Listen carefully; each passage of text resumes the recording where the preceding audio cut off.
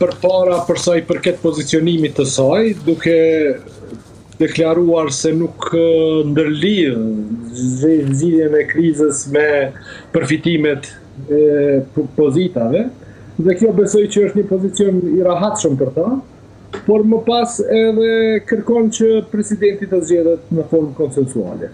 Të gjendet një person i tretë i cili ka një pranueshmëri edhe nga Lidhja Demokratike, SPAK-u, edhe mundësisht edhe nga Lëvizja Vetëvendosje.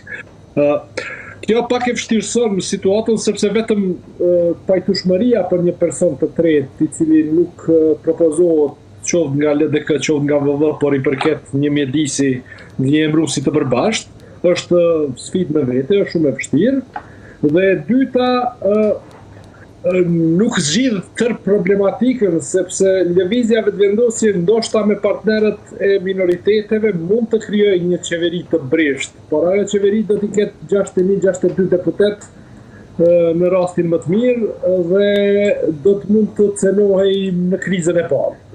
Kështu që edhe vetë zoti Kurti nuk do të kishte motivin e mjaftueshëm që të negocionte për presidentin pa zgjidhur edhe problemin e vetë qeverisë, ekzistencës së tij.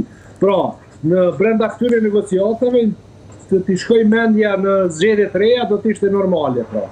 Kështu që ndonse tingëllon bukur, ndonse ishte një paketim i mirë, një manovër e mirë e Lidhjes Demokratike të Kosovës, nuk konsideroj se do të bëj ndonjë progres të madh, ose SPAK-u kam dyshimet e thella se do të shënojnë ndonjë progres. Pra aritmetika e drejt për drejt dhe kryesorja që po bën Albin Kurti është qeveria e fortë më shumë se çështja e presidentit, po më thua.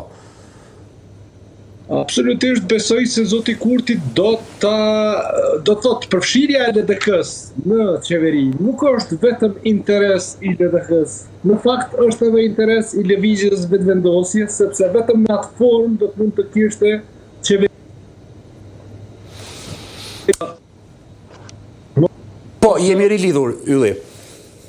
Po, mos përfshirja e LDK-s në qeveri do të thoshte që do të kemi qeveri të breshtë. Pra, është interes i ndërsjellë, nuk do të thoja se është vetëm interes i LDK-s që të futet në koalicionin qeverisë.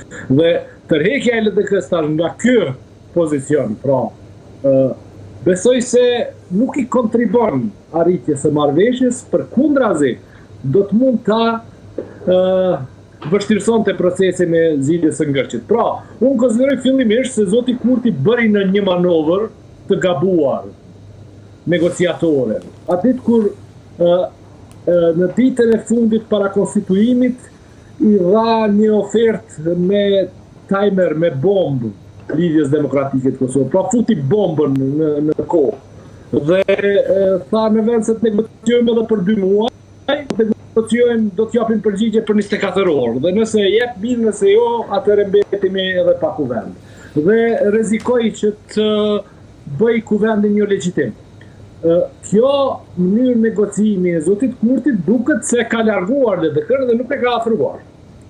Pra atë që ka bërë LDK sot, dje, është në fakt një moment irritimi, një shprehje protestës, dhe nuk është një moment afrimi ashtu siç po dëshirojmë ta interpretojmë shumica. A është një protest edhe nga brenda LDK, sepse kur është bërë analiza gjithmonë është thënë që Lumira Bixhiku nuk i ka të gjithë deputetët e kësaj partie, edhe kur negocion me Kurtin, edhe për të nënshkruar dhe për të arritur një marrëveshje me Vetëvendosjen.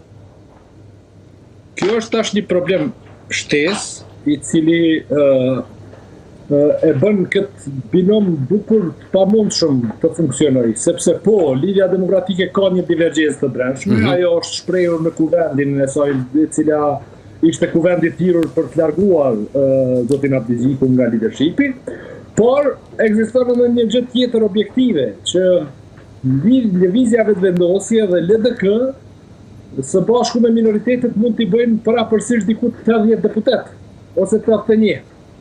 Dhe kjo është shifër e pamjaftueshme, e pasigurt për të ndërtuar institucionet, duke ditë edhe divergjencat e brendshme, qoftë në Lidhjen Demokratike, por ndoshta edhe në Lëvizjen Vetëvendosje apo në pjesën e komuniteteve pakic.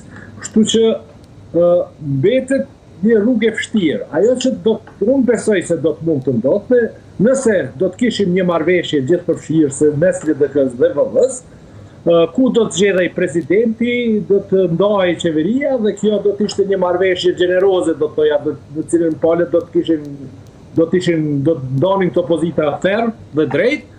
Atëherë ndoshta edhe do të binte entuziazmi brenda PDK-s dhe AK-s që të sabotonin zgjedhjen e presidentit dhe do të mund të qëndronin në sallë. Pa një marrëveshje të tillë, pa një hap gjeneroz të lëvizjes vetëvendosje, në cilën opozitës i jep hisën, të cilën shumica racionale do ta konsideronin se ju takon, atëherë është gati e pamundur çfarë do lloj zgjidhje e krizës do të mund të ndodhte vetëm me një përçmim të tyre, me një nënçmim të atyre që marrin pjesë dhe jo duke ju ofruar atyre një hapësirë komode për të vazhduar të ushtrimin e politikave që ata pretendojnë se janë të drejtë. Kjo që bëri dje, por edhe sot, si një visit e kuvendit kur ishte ftuar diaspora PDK-ja dhe Aleanca, por edhe atë që bën deputetët e PDK-s përpara zyrës së kryeministrit,